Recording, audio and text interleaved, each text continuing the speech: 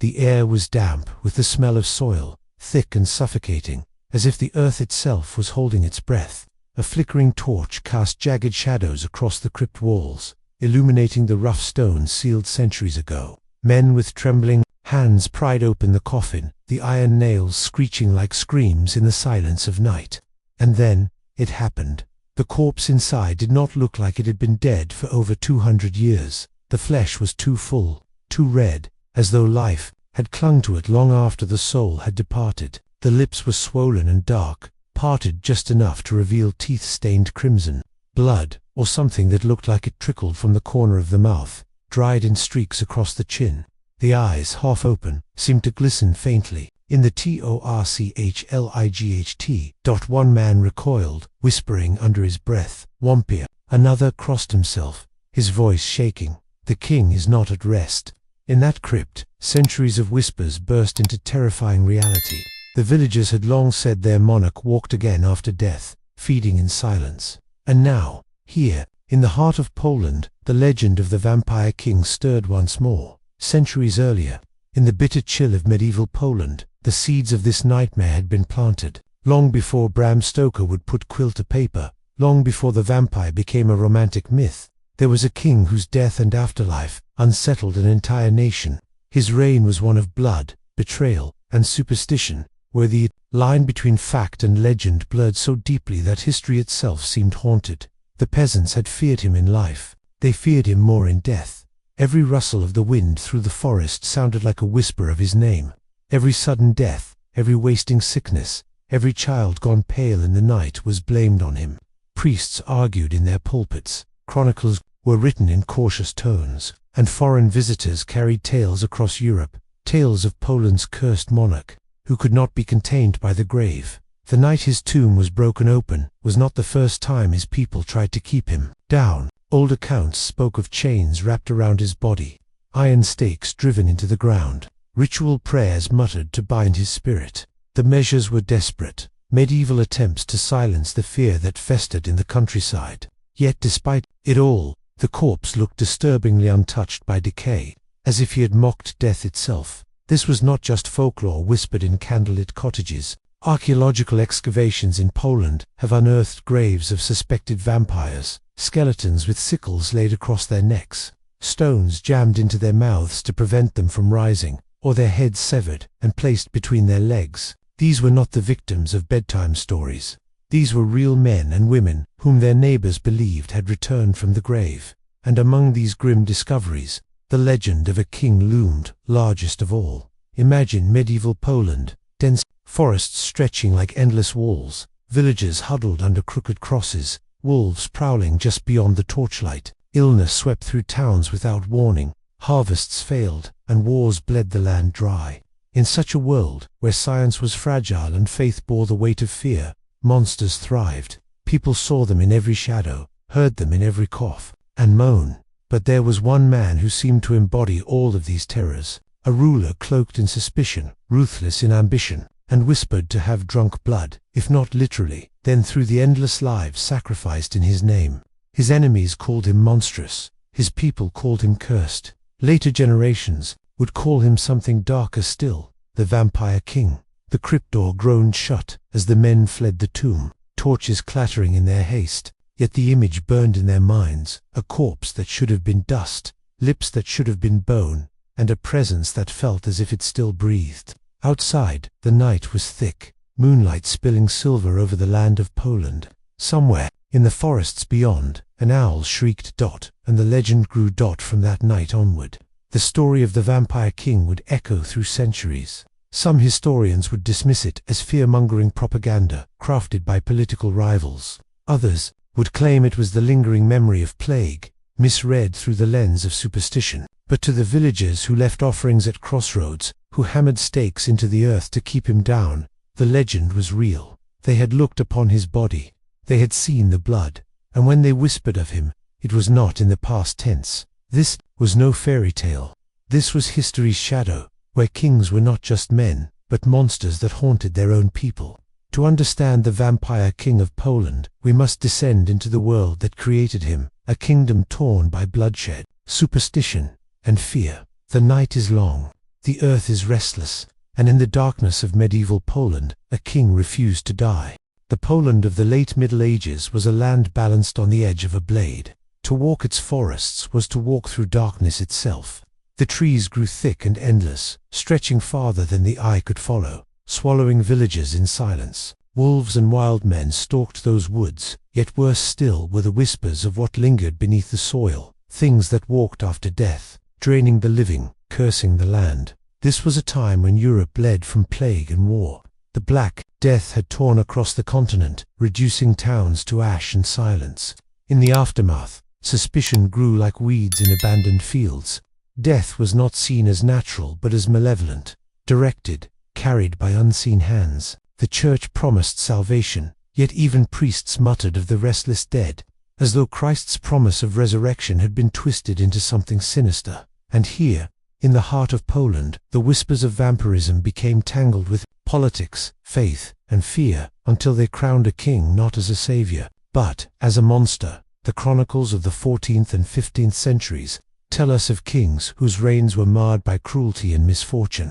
The Polish throne was not stable, not a glittering crown in a peaceful land, but a seat poisoned by intrigue and betrayal. Succession crises followed one after another, dragging foreign dynasties into Polish soil, each fighting not only for power but for legitimacy in the eyes of a restless people. It was in this unstable ground that the legend of the vampire king found fertile soil. He was not a fairy tale invented centuries later.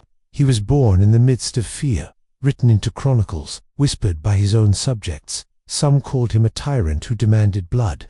Others claimed he consorted with forces darker than any mortal should. His rivals fueled these rumors, for in the medieval world, to accuse a man of witchcraft or vampirism was to stain him beyond redemption. But the peasants believed it, because they had already seen the signs. In the villages, superstition was a weapon as powerful as steel.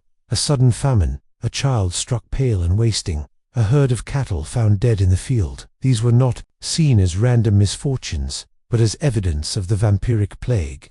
Priests in Poland recorded cases where villagers dug up bodies suspected of rising from the grave. Archaeology confirms these fears were not imagined.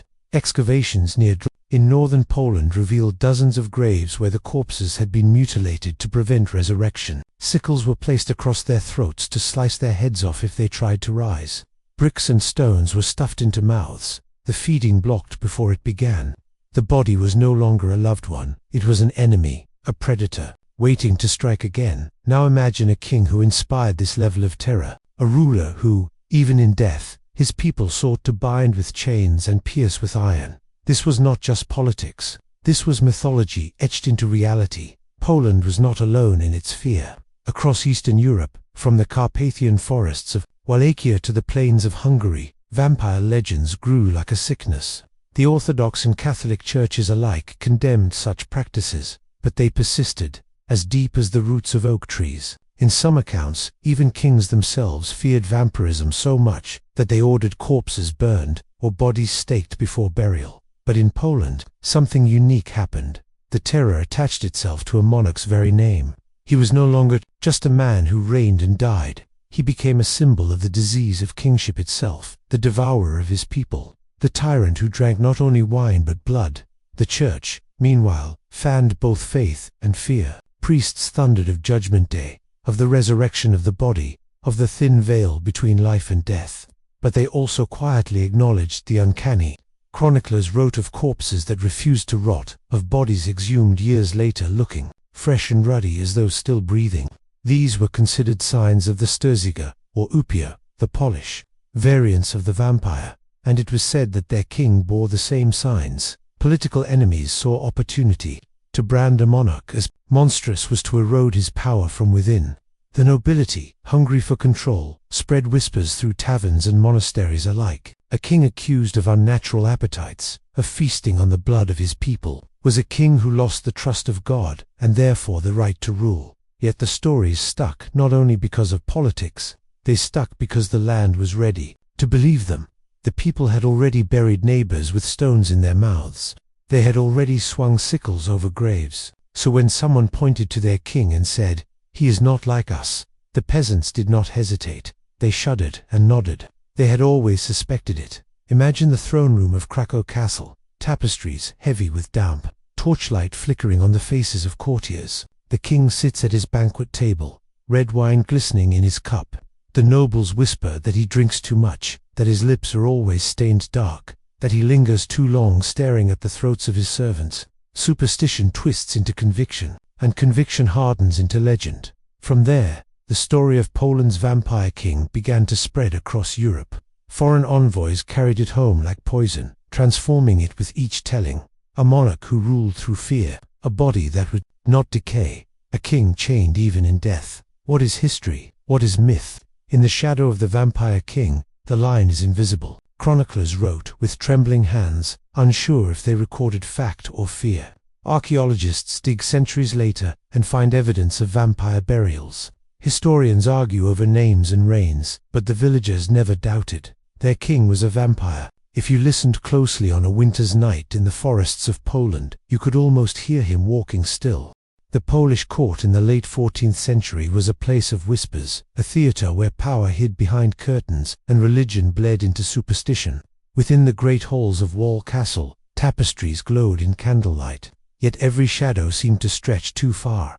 As if listening, the king sat upon his throne like a figure carved from pale stone, a man both feared and obeyed, but never truly loved. His eyes lingered too long on those who bowed before him. His touch was cold, his breath shallow, as though he carried winter in his veins. Outside those walls, the kingdom itself groaned with unease. The peasants spoke not of wars or taxes, but of omens. Ravens wheeled above the fields in unnatural numbers. The river Wisła ran red one dawn after a flood, staining the banks as though the land itself bled. At night, children woke screaming, claiming a pale figure stood at their windows, whispering in a tongue older than Polish. Mothers drew crosses on doors, fathers nailed iron over thresholds, and priests burned incense in desperate rituals. The fear was not of pagan raiders or foreign invaders, but of something closer, something enthroned. The church grew restless. Monks who had once sung hymns for their king now muttered prayers of exorcism under their breath when he entered.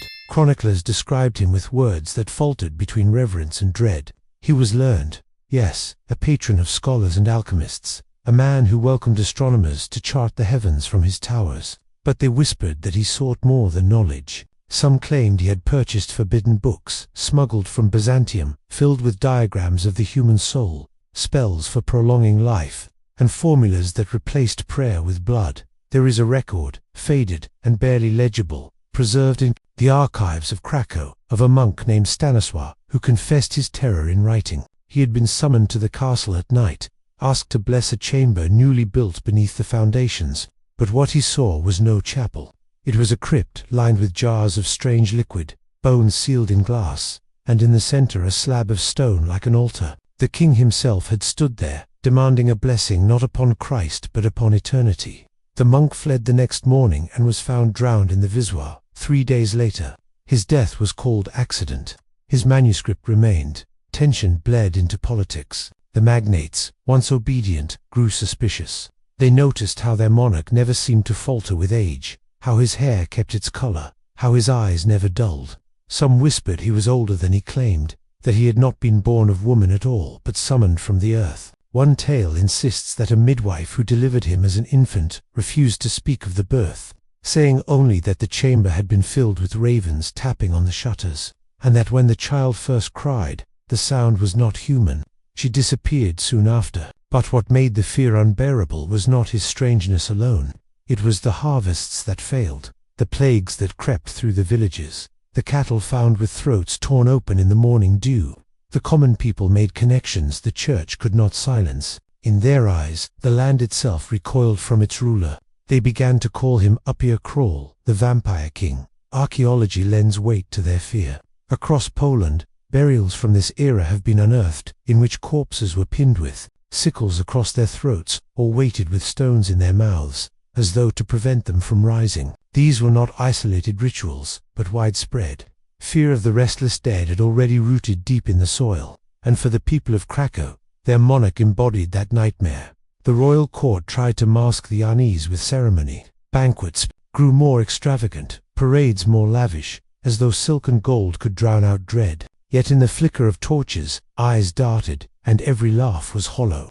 When the king raised his goblet, some swore they saw him pause, as if wine was not what he longed to drink. By now, rumors reached Rome. Papal envoys carried whispers back to the Vatican of a monarch who mocked the host, who shunned the light of day, who spent more hours among his alchemists than at Mass. One letter, preserved in the Vatican archives, hints at unnatural practices in the northern throne, a kingdom enthralled by a sovereign of unholy constitution. The Church watched, but it hesitated, for Poland was strong and necessary in the balance of Europe. To move against its king was to risk tearing Christendom's fragile unity, and so the silence grew heavier, suffocating the court like a shroud. The king reigned still, pale and unchallenged, yet the earth beneath his throne quivered.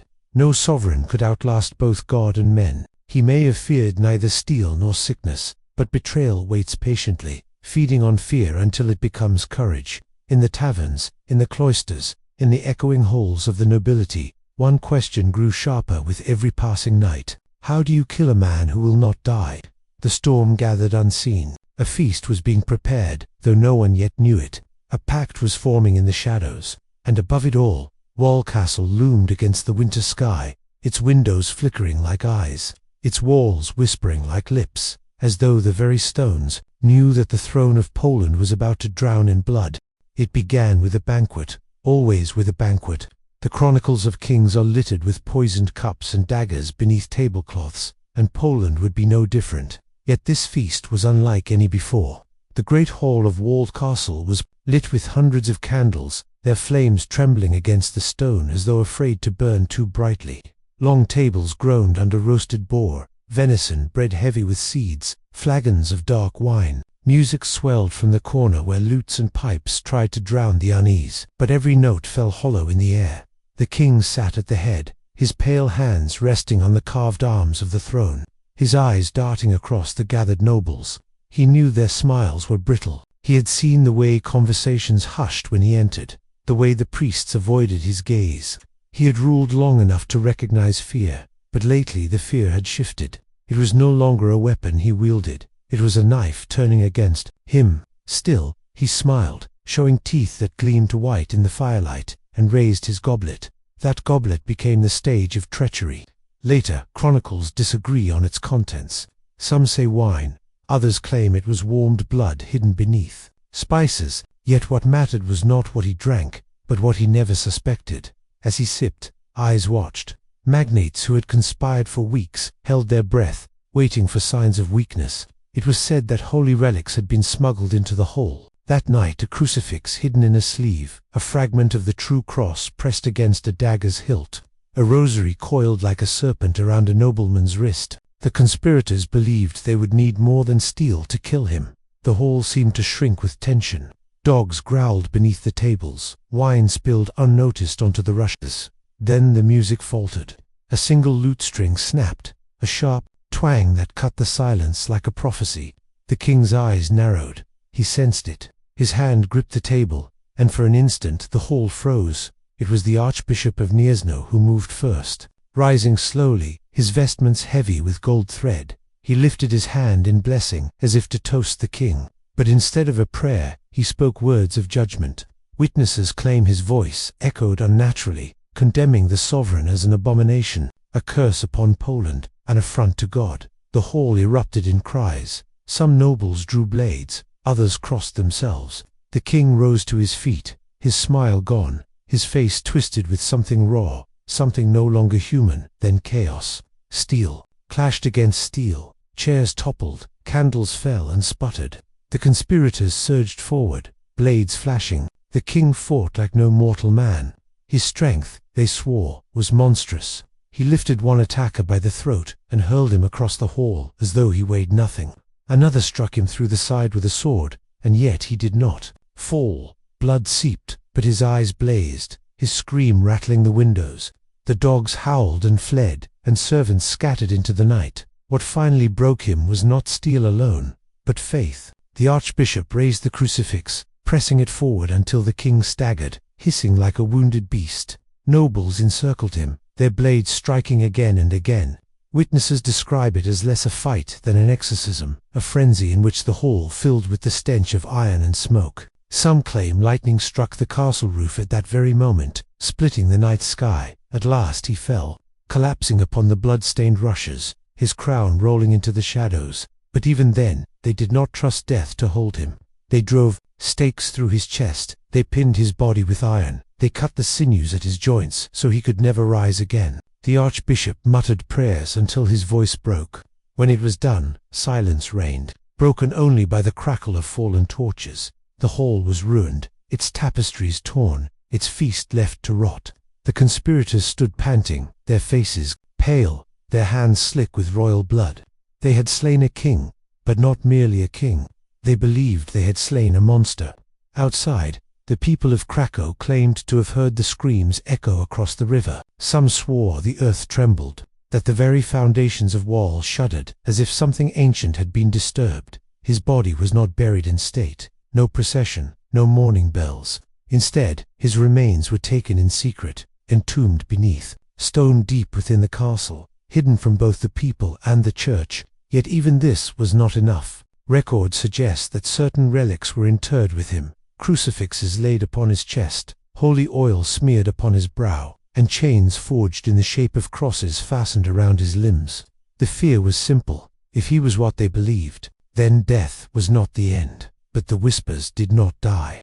Servants claimed that for weeks after, footsteps echoed in the empty halls, as if the king still walked. In the village below, cattle continued to be found drained of blood. A guard at the castle gate swore he saw a pale face in the window of the royal chamber long after the burial. He vanished soon after telling the tale. Thus Poland was left with a crown but no certainty, a throne but no peace. They had killed their sovereign, yet in killing him they birthed a legend, a tale so dark it would bleed into centuries of folklore. The vampire king was dead, but his shadow lingered, bound to the land, to the river, to the stones of wall itself. And always, behind every whisper, one question remained: had they destroyed him, or had they only awakened something older, something that could not be chained by death?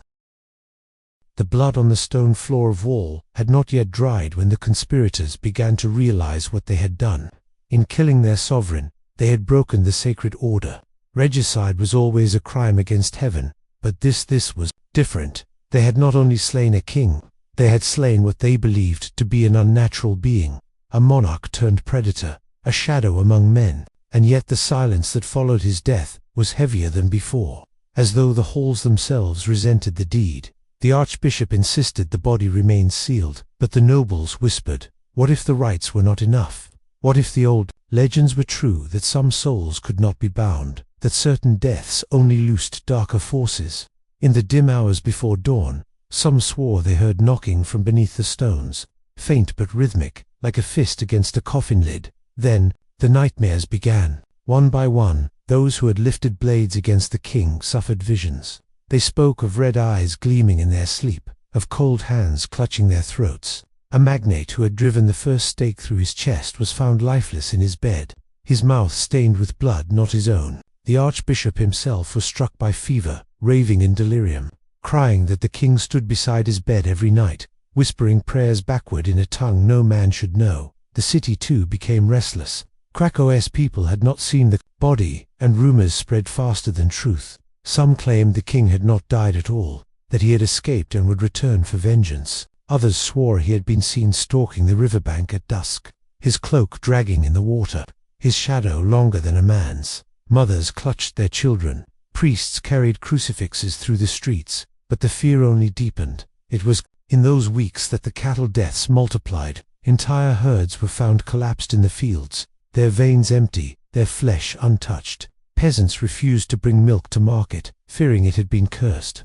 Bread rotted in ovens, water turned sour in wells, and always, at night, the dogs howled toward the castle hill, as if answering some voice no human could hear. The conspirators, desperate, turned to ancient remedies. One ordered salt to be scattered at the gates, another demanded relics be hung. In every chamber, priests sprinkled holy water until the stones glistened, yet the dread persisted. And still, the corpse remained locked beneath the castle, unburned, untouched, because none dared disturb it.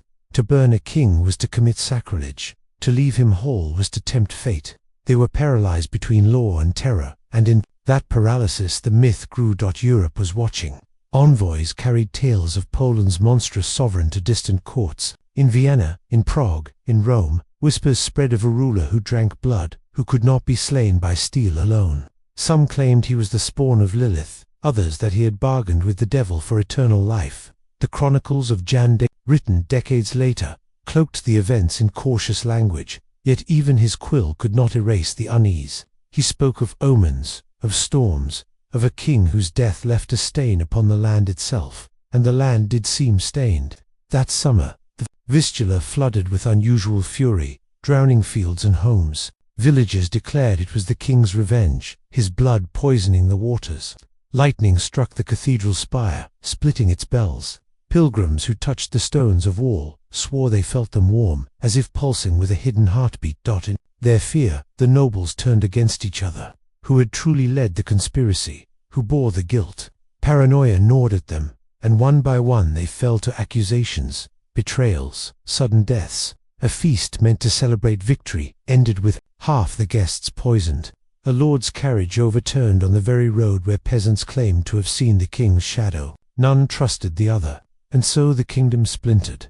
This was the true legacy of the vampire king, not his rule, not his wars, but the fear that lingered after him. His crown, once golden, became a symbol of rot.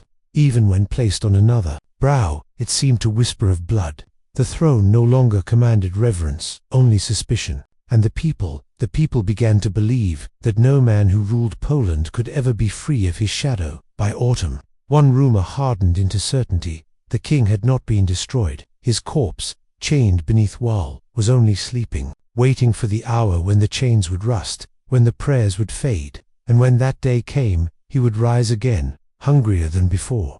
Parents frightened their children with the tale. Priests thundered from pulpits that sin had called down a curse upon the land. Soldiers refused to guard the lower crypts of the castle at night. Thus history bled into legend.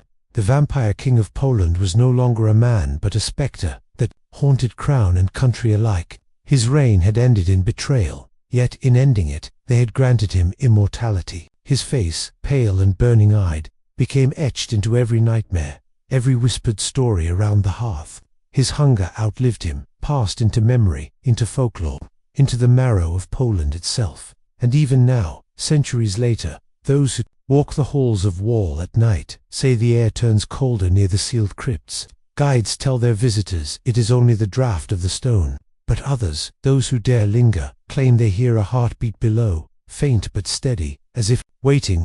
It begins where it began, with silence, with the sound of dripping stone in the catacombs of Wawel. The air is heavy, colder than winter even in the warmth of summer, and somewhere beyond the walls a heart still seems to beat, slow, relentless, patient. The conspirators who killed their king were long since dust. The archbishop's bones lay in a tomb he never sanctified. The nobles who had sworn to end his curse left behind only heirs who repeated the same stories in hushed voices, afraid that even naming him would wake him. And yet, in Poland's memory, he endured. The chronicles grew cautious, scholars clipped their words, but the peasants never forgot. In villages along the Vistula, people still drove stakes into the earth when burying the wicked. They still salted thresholds, still placed iron nails across doorframes. These were not empty rituals. They were shadows of that terrible night in Krakow, when men faced something greater than politics, greater than treason. They had faced hunger itself, not the hunger of the body, but of the soul, the endless desire to consume, to rule, to never let go of life. The vampire king was not only a monarch, he was a mirror of the fear within every heart. The fear of dying, the refusal to accept decay, the desperate thirst to hold power, to drink deeper when the cup is already empty. In him, the people of Poland saw their own shadow, magnified until it devoured them all. Archaeologists still debate what happened to his remains. Some say they were quietly burned in secret, their ashes scattered so that no relic could remain. Others whisper his bones are sealed beneath Wawel even now, chained under slabs that were never meant to be moved. In 2014, when scholars uncovered a medieval grave in southern Poland with a sickle driven through the throat of the corpse, a ritual to prevent the dead from rising, the story ignited again. Was it superstition? Or was it a fragment of memory, the echo of a time when Poland believed its king walked between life and death? and the whispers go further still. Travelers speak of strange cold in the castle at night, of lights in chambers, long sealed. In one room, a crimson stain reappears on the floor, no matter how often it is scrubbed. Guides smile when they tell these stories, pretending it is only folklore for tourists, but they do not linger in the crypts after midnight. What remains undeniable is this: fear gave him immortality. His crown was torn from his head, his body broken, his name blackened. Yet his legend grew stronger in the telling, stronger than the armies he once commanded, stronger even than the church that tried to erase him. To this day, he lives not in flesh, but in memory, carried in the tremor of a candle flame, in the howl of a dog at midnight, in the feeling that someone is watching. When the room is empty, history records him as a king. Legend remembers him as a monster. But perhaps the truth is that he was both: a man corrupted by hunger, a ruler consumed by the very power he craved. He became a warning that to deny death is to invite something worse. That when a man places himself above nature, above God, he becomes less than human. The heart still beats in the silence of Wawel, or perhaps it is only our own hearts, echoing in the dark, reminding us of the same truth. We all hunger, we all fear, we all dream of more time, more power, more life. But the lesson of the Vampire King is that hunger never ends, it only devours. When the peasants lit their candles in Krakow centuries ago, when they whispered prayers to keep him in the earth, they were not only protecting themselves from their king, they were guarding against the part of themselves that was like him, against the endless thirst, against the shadow we all carried. And so the story closes as it opened, in the crypt, in silence, in the darkness where the line between history and nightmare is as thin as a heartbeat. The stone is cold, the air is still, and if you listen closely, you may hear it, the slow, patient beat of something that has never truly died.